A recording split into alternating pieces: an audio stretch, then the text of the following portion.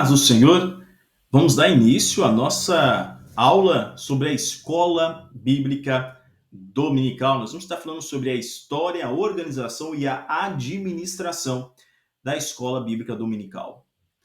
Primeira definição, então, de EBD. Saudoso pastor Antônio Gilberto já dizia que a escola dominical, devidamente funcionando, é o povo do Senhor, no dia do Senhor, estudando a palavra do Senhor na casa do Senhor. Então, isso é a escola bíblica dominical. Escola bíblica dominical aqui a gente já tem uma imagem que representa bem. Então, trata-se de todas as faixas etárias, né? Desde o berçário até a idade adulta. Escola dominical é o departamento mais importante da igreja. Não está abaixo de nenhum departamento. A escola dominical é o mais importante. Então, à frente do departamento de irmãs, à frente do departamento de varões, à frente do departamento de jovens, adolescentes e crianças, vem a escola bíblica dominical. Ela é de primária importância. Por quê? Porque ela evangeliza enquanto ensina. Ela atinge, assim, todas as faixas etárias, comunicando a palavra de Deus na linguagem daquela faixa etária. E ela vai cumprir, então, as duas grandes demandas da grande comissão, segundo Mateus, capítulo 28, versículos 19 e 20, que é ensinar e é pregar. Então, nós devemos pregar e ensinar as pessoas a guardar toda a verdade, tudo que Cristo nos tem ensinado também. Os objetivos da escola bíblica dominical, o primeiro objetivo é ganhar almas. Jesus disse: segui-me e eu farei de vós pescadores de homens. Então, antes da escola dominical ser uma agência educadora da igreja, ela é uma agência evangelizadora. Lembrando, então, das diferenças entre evangelizadora e evangelística. Evangelizadora é proclamar o evangelho, tá? Então, quando nós fazemos um ato de evangelização, nós estamos proclamando o evangelho. Nós estamos levando a mensagem para aqueles que precisam ser salvos. Nós estamos proclamando a verdade. Quando nós estamos em um trabalho evangelístico, por outro lado, nós estamos nos preparando para evangelizar, tá? Então, o trabalho evangelístico é um trabalho de preparação para a evangelização. Então é ali um trabalho evangelístico, né, onde se recebe a preparação para os obreiros, como abordar, como realizar as missões, missões urbanas, missões transculturais, missões nos seus mais diversos âmbitos, tá? E as ferramentas que são utilizadas de acordo com o ambiente em que a evangelização se dará. Então, novamente, evangelístico é aquele trabalho em que nós nos preparamos para a obra da evangelização. Aqui nós temos um vídeo agora, eu vou passar para vocês, que trata muito bem aqui, é sobre o ministério de Reinhard Bonker. Acompanhe esse vídeo. O Ministério Cristo para Todas as Nações foi fundado por Pastor Bonnke em 74. Seu enfoque principal é África lavada em sangue. Suas campanhas evangelísticas têm tido plateia superando 1,5 milhão de pessoas em um único culto. Não é incomum para o Centro de Aconselhamento receber acima de 1 milhão de cartões de decisões para salvação e acompanhamento em uma campanha de apenas 5 dias.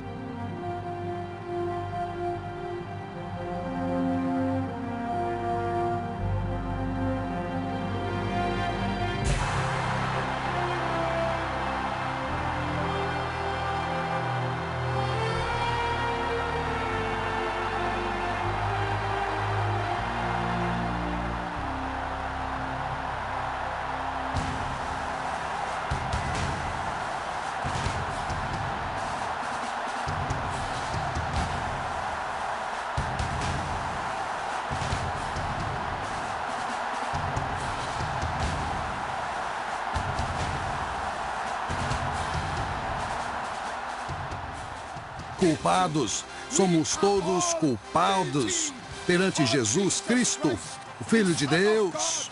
Nós somos pecadores e à margem da glória de Deus.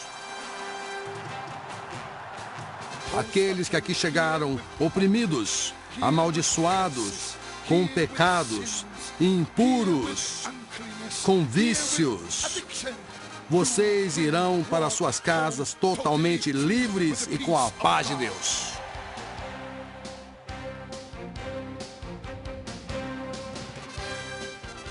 Caros amigos, existem momentos na vida em que você sente grande reverência ao que Deus está fazendo através do Espírito Santo, e elas acontecem em frente aos seus olhos.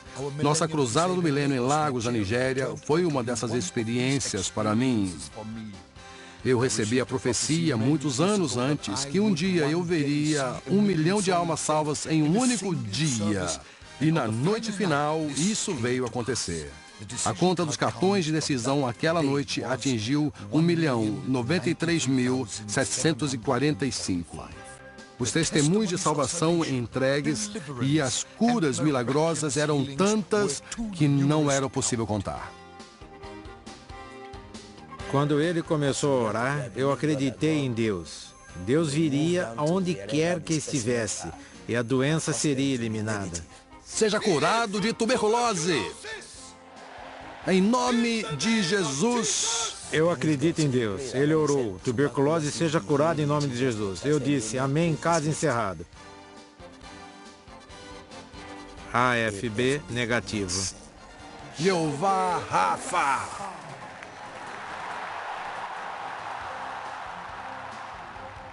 Durante a semana, recebemos o total de 3,4 milhões de cartões de decisão para a glória de Deus.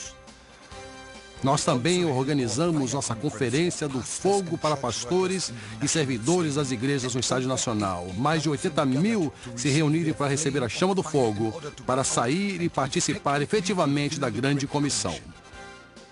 Jesus não nos chama por aquilo que nós somos, mas pelo que Ele pode fazer de nós. Jesus escolhe pessoas comuns, pessoas como você, pessoas como eu.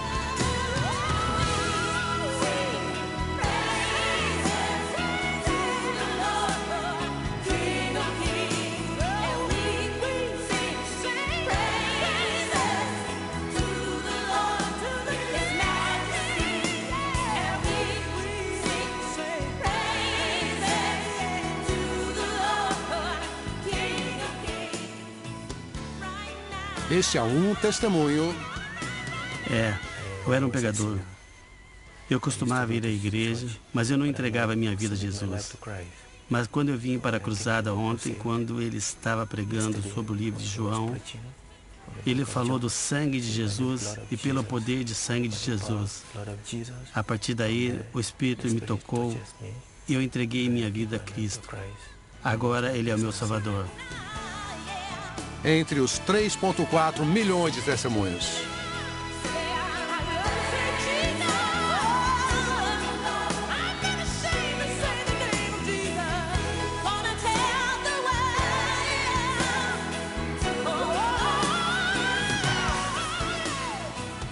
O Imaculado, o perfeito Cordeiro de Deus.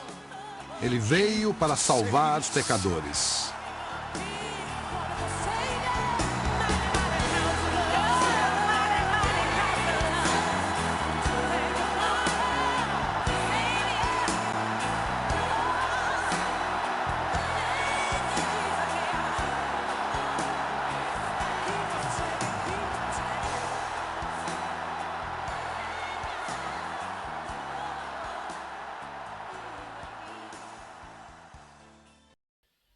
Então, como você pode perceber pelo vídeo que você viu, eu gostaria que você imaginasse que este aluno que está na escola bíblica dominical pode ser uma pessoa que vai ser usada por Deus de uma forma tão extraordinária que milhões de pessoas virão a Cristo.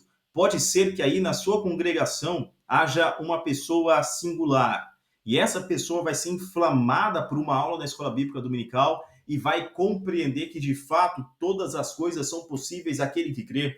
Essa pessoa pode ser um aluno que tem pensamentos grandes, grandiosos, e está comunicando com você, professor, professora da classe, os grandes pensamentos que ele tem. Não invalide esse aluno. ajude ele a sonhar de fato. Podem ser sonhos que vêm de Deus, sonhos grandes demais para um ser humano realizar. São sonhos que Deus coloca nesse ser humano. Tá? Deus, então, pode estar confiando a esse seu aluno uma grande obra a ser realizada. Nosso segundo aspecto, então, segundo ponto, objetivo da Escola Bíblica Dominical é educar o ser humano na palavra de Deus. Segundo o Dr. Clay Risley, um jovem educado na escola dominical raramente é levado às barras dos tribunais. Provérbios, capítulo 22, versículo 6, nos traz o seguinte conselho: ensina a criança no caminho que deve andar, e até quando crescer, não se desviará dele. 2 Timóteo, capítulo 3, versículos de 16 a 17, nós temos nosso textuário de todas as aulas. Toda a escritura é inspirada por Deus e útil para o ensino, para a correção, para a repreensão, para a instrução na justiça, a fim de que o homem de Deus seja perfeito, perfeitamente instruído para toda boa obra.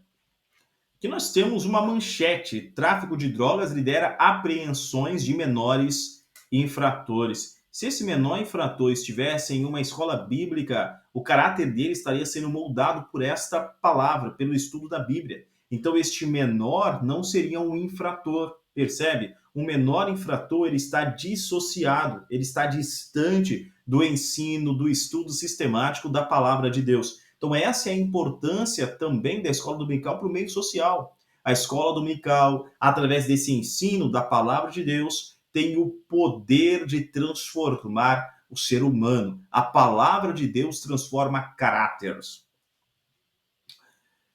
Falar em caráter, nosso terceiro objetivo, então, da IBD é desenvolver o caráter cristão. Acompanhe parte de uma entrevista em que o pastor Marco Feliciano ele vai falar sobre aquele caso em que ele foi acusado de tentativa de estupro por uma jovem, depois a verdade veio à tona e aquela farsa caiu por terra, né? Então aqui a gente vai ver sobre o caráter cristão e como o pastor Marco Feliciano conseguiu desenvolver esse caráter. Acompanhe o vídeo.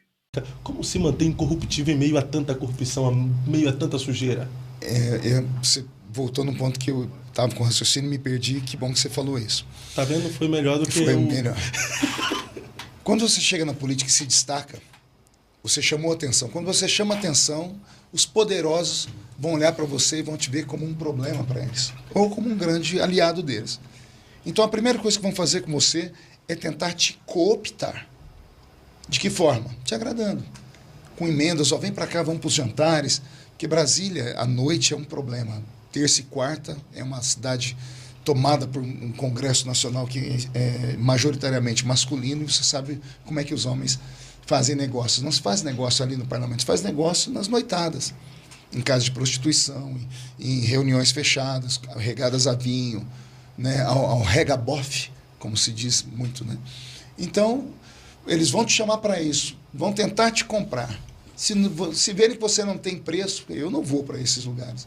Aí começa a ter medo de você. Então, assim, se a gente não pode, vasculhe a vida dele. Vão botar gente para descobrir sua vida inteira, de onde você nasceu. Você não lembra do Bolsonaro? Pegaram coisa dele com 5 anos, quando ele respondeu para a professora. Parece absurdo, né? Mas porque é isso que eles fazem. Eles vão vasculhar a sua vida para tentar destruir a sua imagem, porque viu que você é incorruptível, eles não conseguem te comprar. Então, você é um problema para eles. Então, vão tentar te ridicularizar descobrindo a sua vida. Aí, quando não descobrem nada de você, aí é o pior, porque eles partem para covardia. Baixo, né? Para covardia. Aí eles vão inventar alguma coisa. E eu passei por essas 3 fases. Você deve lembrar que eu fui acusado de tentativa de estupro. Sim, pela menina lá, né? Qualquer um no meu lugar teria perdido tudo. Família, casamento, a política. E a gente de altar tinha perdido a igreja. E como é que eu venci? Porque eu sou bom? Porque a política para mim é uma missão. Quem me colocou lá foi Deus.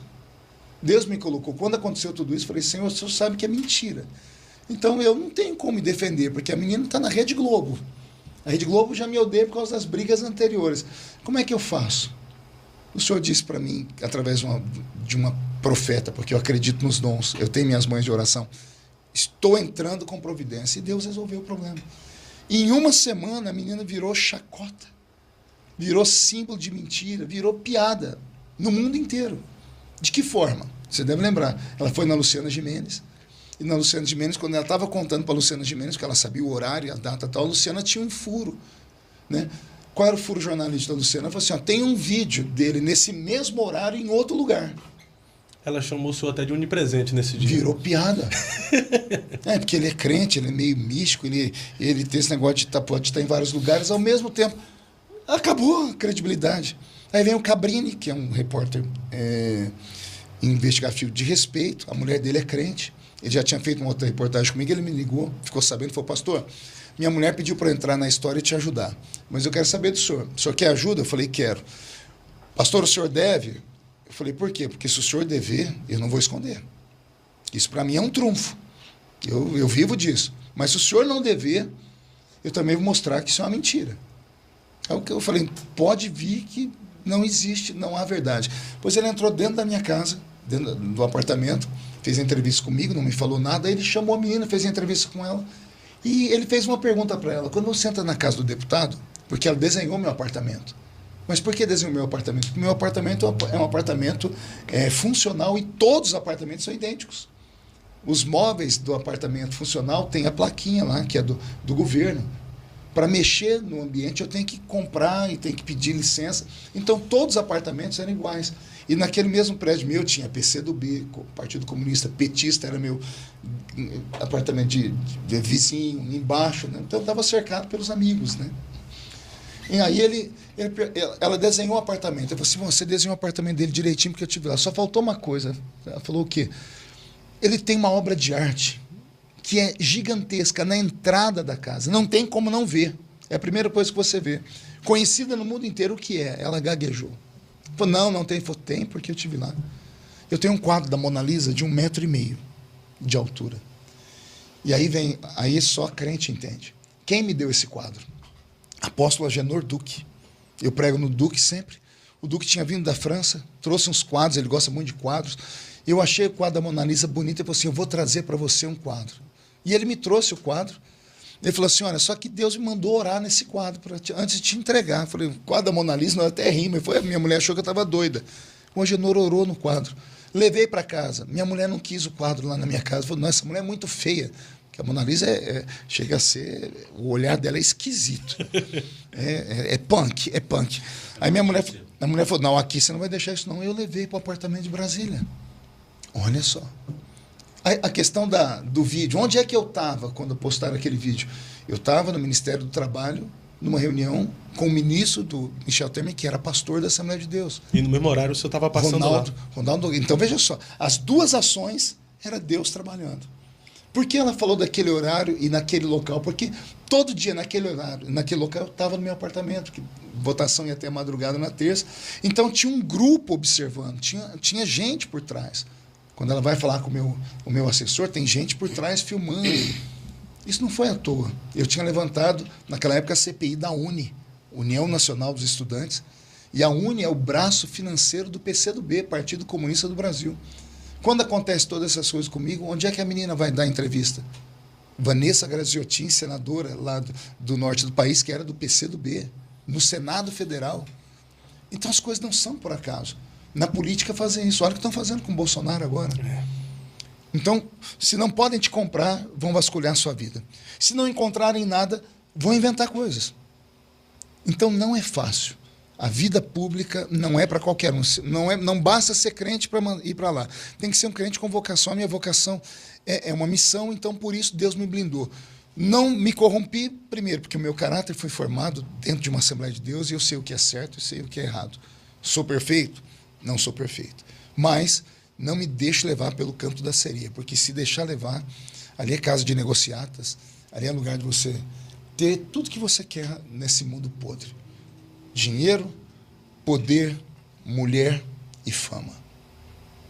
A política te dá tudo isso, se você quiser se envolver com eles.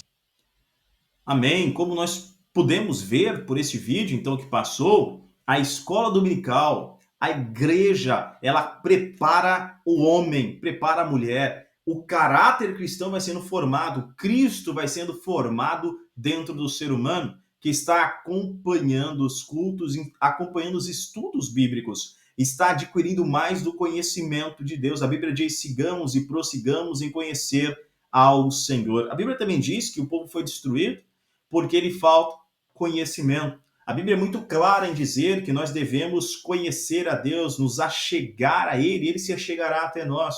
Nós temos muito claro de que devemos buscar o conhecimento com tudo que nós temos, adquirir a sabedoria com tudo que nós temos. A escola dominical, ela também é utilizada para a formação de obreiros, treinamento, então, de obreiros da igreja do Senhor, né? A escola dominical era utilizada primeiramente como essa escola formadora de obreiros já há muito tempo. Nós vimos já em aulas anteriores que com o crescimento da complexidade da obra do Senhor, foi necessário então a criação de escolas separadas, seminários, estudos separados para a formação de obreiros. Um exemplo disso é este curso teológico, né, que te prepara para a obra do ministério.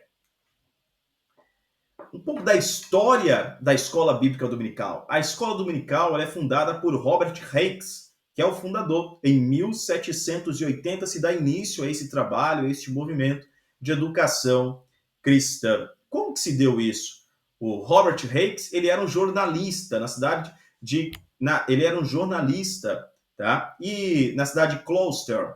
E quando ele estava preparando uma matéria sobre a reforma que era necessária no sistema prisional, segundo Robert Hicks, era necessário que os presos tivessem uma forma de estudar dentro do presídio, fossem preparados para alguma profissão, para que eles saíssem, então, do presídio, quando fossem liberados, estivessem preparados para a vida produtiva em sociedade. Enquanto ele pensava sobre o artigo a ser escrito para a reforma do sistema prisional, na janela da casa dele havia muito barulho, então estavam impedindo de fazer esse artigo. O que tinha ali eram as crianças na rua, crianças que não tinham o que fazer e estavam jogadas ali, e estavam fazendo muito barulho, tinha brigas, tinha gritaria demais, e ele começou a ver que aquelas crianças deveriam ser vistas também, cuidadas, porque se as crianças são alcançadas, são preparadas para a vida adulta, então nós não teríamos marginais, nós não teríamos pessoas a serem presas, não seria necessária essa reforma no sistema prisional, por quê? Porque o caráter da pessoa já estava sendo transformado, trabalhado. Então assim vai surgir a escola bíblica dominical. John Wesley, ele vê a escola dominical funcionando e ele também vai trazer isso para o movimento, para a igreja metodista, vai abraçar, porque ele percebe que é um mover de Deus. Veja então que o Robert Hicks, isso vai estar acontecendo em um momento, que é o momento da Revolução Industrial, onde a criança ela é tida como um pequeno adulto. Então a criança, ela não é trabalhada na sua individualidade ainda. Tá? Existem escolas nessa época, existem sim, mas escolas são caras, são para quem pode pagar. Nesse momento, a grande massa populacional, os pais estão trabalhando muito, 18 horas por dia, e as crianças também estão trabalhando junto com os pais, com jornadas tão longas quanto as dos adultos, e o trabalho delas é exigido ao mesmo grau dos adultos, porém elas ganham menos ainda, porque são crianças. Tá? Então está sendo exaustivo essa realidade infantil. E aos domingos elas não trabalhavam, então elas estavam nas ruas se divertindo, às vezes praticando também atos de vandalismo, tá, nas ruas. Então Robert Hicks ele vai olhar para essa situação e vai pensar que é necessário uma educação aos domingos para essas crianças. Assim surgem então as escolas para os mais pobres, uma escola ao domingo. Robert Hicks então vai à procura de mulheres que tenham uma capacidade intelectual, estejam preparadas para educar essas crianças. Assim surge a escola bíblica dominical, surge a escola dominical. Então, o que é estudado é a alfabetização, a linguagem, gramática, matemática e a Bíblia, religião, cristianismo. Então, o caráter dessas crianças vai sendo mudado, até que chega a um ponto em que, durante 12 anos, não se teve um julgamento para um criminoso. Ninguém mais foi condenado na cidade de Gloucester. 12 anos de que a escola dominical se inaugurou ali. Então, nós vimos realmente o impacto que a palavra de Deus tem na sociedade. Eu te acompanho agora a assistir este vídeo do pastor Cláudio Honor de Andrade, falando mais sobre a história da escola bíblica dominical. E o Senhor levanta o jornalista inglês, crente anglicano, Robert Raikes, nascido em 1736 e morto em 1811. Ele era da cidade de Gloucester. Mas alguém poderá perguntar-me: em Gloucester não havia igrejas, congregações, seminários, catedrais, casas de oração, crentes, pastores, clérigos, ministérios? Gloucester precisava de santuários? Não, senhores. Por certo, quem já assistiu ao filme Harry Potter deparou-se com uma catedral muito bonita. E ela está exatamente em Gloucester. Havia inclusive um ditado na Inglaterra. Quando alguém tinha dúvida acerca de alguma coisa, de algum problema, dizia: tão certo como Deus está em Gloucester, porque as igrejas eram muitas, mas as orações poucas. As catedrais eram muitas, mas as intercessões poucas. Os santuários muitos, mas as lágrimas quase nada. Os pastores fervilhavam, os clérigos também. No entanto, faltava àquela cidade a responsabilidade da oração e uma visão toda especial que se voltasse àquelas crianças. O governo não estava interessado na educação pública. E a igreja, por seu turno, não estava preocupada com a educação cristã relevante, poderosa, bíblica, social, responsável e que se volte às crianças abandonadas. Mas Robert Raikes, sim. E esse jornalista, ao sair às ruas, ao presenciar aquelas crianças, chora com elas, sofre com elas, padece com elas, derrama com elas muitas lágrimas e resolve redimi-las. É por isso que Robert Raikes pode ser considerado um dos maiores educadores de todos os tempos, porque, em primeiro lugar, ele levou o governo inglês a instituir a política pública da educação secular, universal. E, em segundo lugar, levaria a Igreja de Nosso Senhor Jesus Cristo a responsabilizar-se pelas crianças abandonadas.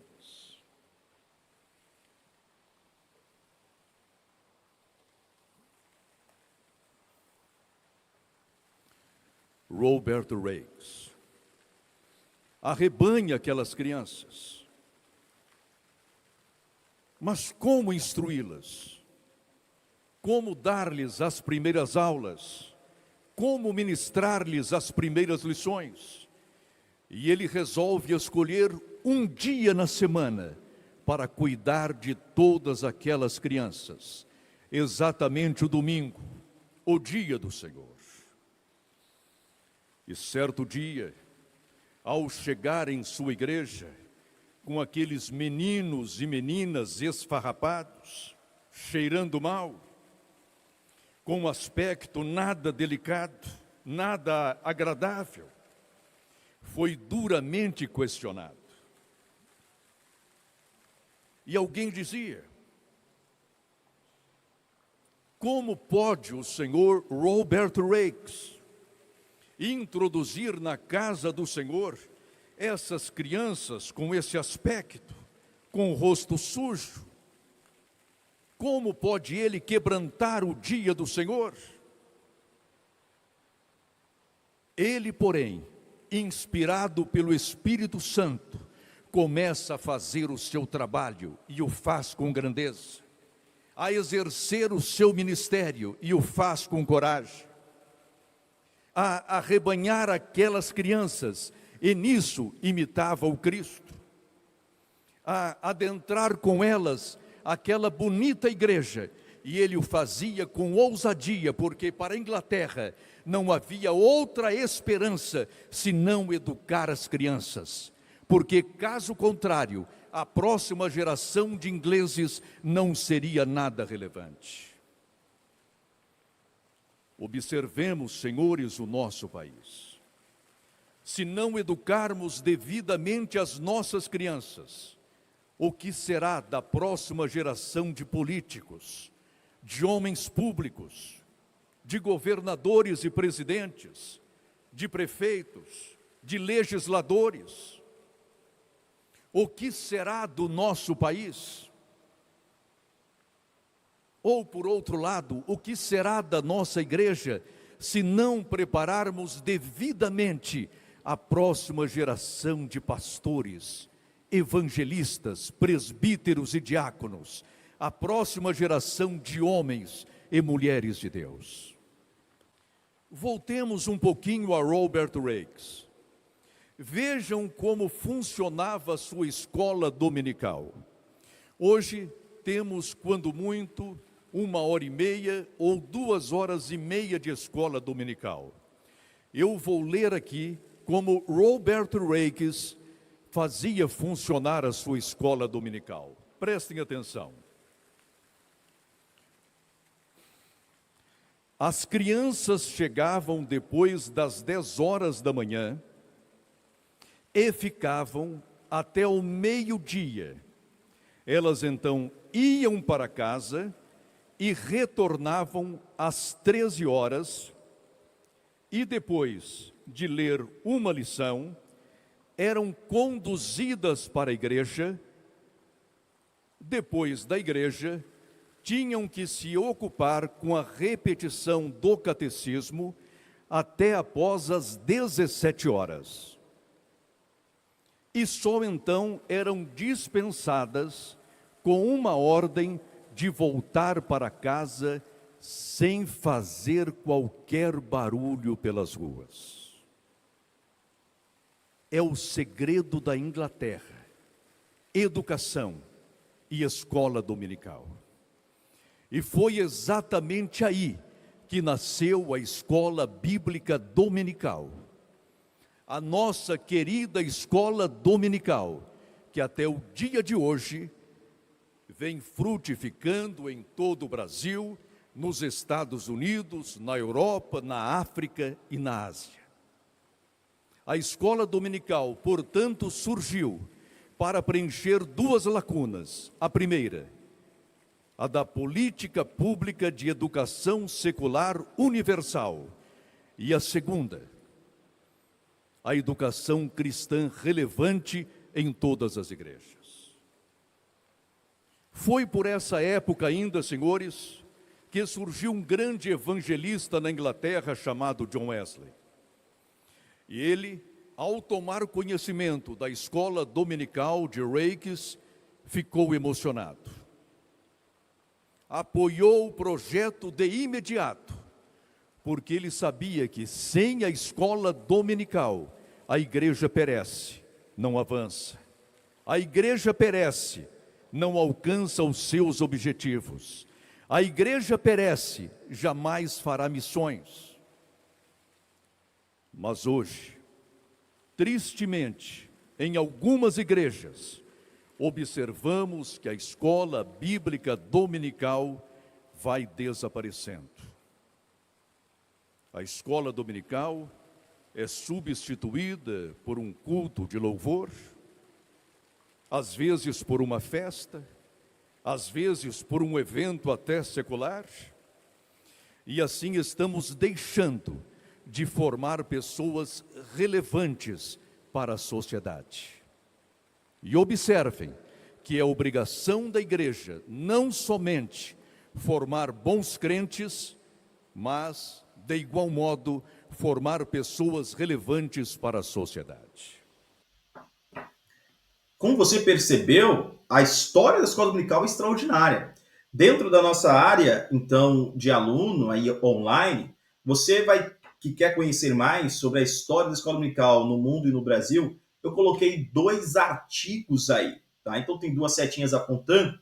Lá no módulo 2, que é o módulo que nós estamos concluindo nesta aula, nós temos 2 artigos. Um artigo sobre a história da escola dominical no mundo e o outro sobre a história da escola dominical no Brasil. Então, no mundo, ela é fundada por Robert Hicks em 3 de novembro de 1783, na cidade de Gloucester, lá na Inglaterra. Já no Brasil, a escola dominical é fundada por Robert e Sarah Calley, ou Calow, em 1855, no Rio de Janeiro, na cidade de Petrópolis, na Igreja Congregacional do Brasil. Já as Assembleias de Deus são fundadas em 1911 e no jornal, né, agora é o Mensageiro da Paz, mas o jornal da época da Assembleia de Deus, em 1917, começou a trazer em suas matérias um bloco, uma coluna separada para os estudos bíblicos. Esses estudos bíblicos já eram uma pré-lição da escola dominical, né? Um pré-modelo, uma formação ali para as nossas lições bíblicas, tá? Então, nos estudos bíblicos, vinha a matéria a ser estudada, os tópicos, uma explicação para que os professores pudessem aplicar aos domingos pela manhã nas escolas dominicais. Neste momento, a escola dominical não era separada em classes ainda, era uma classe única. E era importante que os obreiros trouxessem um estudo sólido, bem embasado biblicamente, correto de acordo com as doutrinas seguidas pela Assembleia de Deus, seguidas por aqueles que são pentecostais. Como a formação de obreiros também é necessário, é esse jornal que está sendo utilizado para levar o estudo. Então, essa coluna do jornal, os estudos bíblicos, era utilizado para as aulas de escola dominical. Já em 1940, a CPAD, com a fundação do CPAD, nós temos o lançamento das lições bíblicas, que é a nossa revista da Escola Bíblica Dominical. Nós temos esta revista da CPAD que trata de todas as revistas, todas as faixas etárias, tá, que nós temos hoje na Escola Bíblica Dominical. Então aqui vai explicando como que se dá o currículo, desde o berçário, como que a lição ela é organizada, como foi pensada até a última classe, que é a classe de adultos, tá? Então você que deseja ser professor na escola dominical, ou você que já leciona na escola dominical, saiba que além do livro, além da revista do professor, nós também temos o livro de apoio ao trimestre para as classes de jovens e adultos. Além disso, no site www.escoladominical.com.br, que é da CPAD também, nós temos subsídios para todas as classes, para todas as faixas etárias. Nós também temos no canal do CPAD no YouTube subsídios, que são as aulas já gravadas pelos professores que escreveram a lição do trimestre. Quem escreveu a lição do trimestre dá aula sobre cada lição e está lá no canal da CPAD no YouTube. Então, os professores têm muito recurso, têm muito à disposição. A CPAD entrega muito conteúdo para auxiliar no ensino da lição, tá? Então, você pode sim, se receber o convite, se você sente o desejo de ser professor de escola dominical, saiba que tem muito material para te ajudar nessa importante obra. Organização e administração da escola dominical. Primeiro, a organização da igreja. Você percebe que é necessário organização para que exista vida. Então, todo organismo vivo é organizado. Deus, ele age com ordem. Existe ordem no universo. A desordem é algo falho. A desordem num corpo humano, por exemplo, gera doença, gera morte. Então, a ordem é ideal, é necessário para a vida. Então, primeira forma de ordem na igreja. A igreja é comparada a um templo. 1 Coríntios, capítulo 3, versículo 16. Vocês não sabem que são um templo do Senhor? Em Efésios 2, 21, nós somos essa construção, esse edifício do Senhor. Percebe? Então, existe uma ordem no templo. Existe ordem na construção, a escolha dos materiais, as pessoas que vão estar trabalhando ali, os trabalhadores dessa obra, os obreiros, o fundamento, as colunas de sustentação. Nós temos Cristo como fundamento, nós temos a doutrina dos apóstolos e profetas como essas colunas, tá, para a igreja. Nós temos os trabalhadores, os obreiros da obra, tudo com ordem e essência. A Bíblia vai dizer, o apóstolo Paulo diz, que os dons espirituais são entregues, mas também no exercício do dom é necessário ter ordem, é necessário ter decência. Perceba também que a igreja é comparada ao corpo humano, a complexidade do corpo humano. Em toda essa complexidade, existe ordem no corpo humano. Então, tem trabalhos que é para a mão fazer, tem aquilo que apenas o olho faz, que apenas a boca pode fazer, não é? Então, existem trabalhos individuais, mas no conjunto, tudo isso se complementa. A igreja, da mesma forma, nós temos diferentes ministérios, há muitas pessoas, há personalidade, jeitos, estilos diferentes, mas nós nos complementamos em um único corpo. É necessário ordem na igreja. Lembre-se também que um corpo com ausência do espírito, o corpo é morto. Então, no corpo, que é a igreja, existe a presença do Espírito Santo de Deus. É necessário uma submissão ao Espírito Santo, que é Deus. É necessário nos submetermos a Ele com toda humildade, reconhecendo e nos permitindo sermos guiados por Ele. Mais um exemplo de ordem, de organização, a igreja comparada a uma lavoura. Veja a organização que existe. Primeiro tem as leis naturais, tem os ciclos naturais, existe o momento ideal para o plantio, e se eu plantar no tempo ideal, terei uma boa colheita. Se tudo for seguindo de forma correta, é uma boa colheita. Mas se alguém perde o tempo do plantio, a colheita é prejudicada também. A igreja é uma lavoura. A igreja tem uma série de necessidades. Deus é o agricultor da igreja, percebe? Então, Deus está cuidando de tudo. Tem os trabalhadores dessa lavoura, tem os trabalhadores, os auxiliares do Senhor. Existem sim os obreiros que auxiliam essa obra. A igreja deve ser muito bem cuidada, tratada. É uma lavoura que vai florescer. A igreja é comparada a um edifício, como esse bloco de pedras vivas. Esse edifício vivo que é feito por muitas pedras vivas. 1 Pedro, capítulo 2, versículo 5, fala isso. Cada membro da igreja, cada pessoa na igreja é uma pedra viva no Senhor. No livro de Mateus, capítulo 16, versículo 18, Jesus diz a Pedro, também te digo que tu és Pedro. No original bíblico, lá no grego, Jesus disse que Pedro é Petros. Esse Petros significa uma pequena pedra, como se fosse uma brita, uma pedrinha, uma pedra de riacho. Você é uma brita, Pedro.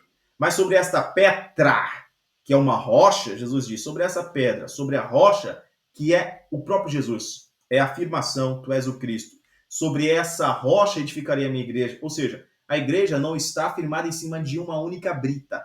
A igreja está firmada em cima de uma rocha enorme, inamovível, uma grande montanha. E em cima dessa grande montanha é construído o edifício igreja, que é formado por várias pedras pequenas, várias pedras vivas. Mais um exemplo de organização na Bíblia Sagrada é o Antigo Testamento, a organização em Israel. Deus entregou para Moisés uma planta, né? Ele viu as visões que ele teve com o Senhor enquanto estava no monte, ele viu uma planta daquilo que ele deveria construir. Então ele viu o Mishkan, o tabernáculo móvel, né? E ele vai construir com os materiais que Deus disse quais seriam os materiais. Ele vai utilizar as peles, que Deus disse quais seriam os animais que as peles podem ser utilizadas, as cores, o tom dessa cor. Então, Deus dá tudo para Moisés, como deve ser, e Moisés tem que seguir aquilo à risca. Então, existe ordem, existe organização. As 12 tribos de Israel são separadas e o território de Israel foi separado de acordo com as tribos. A tribo maior tem um território maior, a tribo menor tem um território menor, tudo com ordem e decência. Marcos, capítulo 6, vem tratando sobre o evento da multiplicação de pães e peixes. Perceba que há muita ordem ali, há uma multidão de cerca de 20 mil ou mais pessoas. Como se sabe disso? Jesus ordena que se sentem em grupos de 50, formando um grande bloco de 100.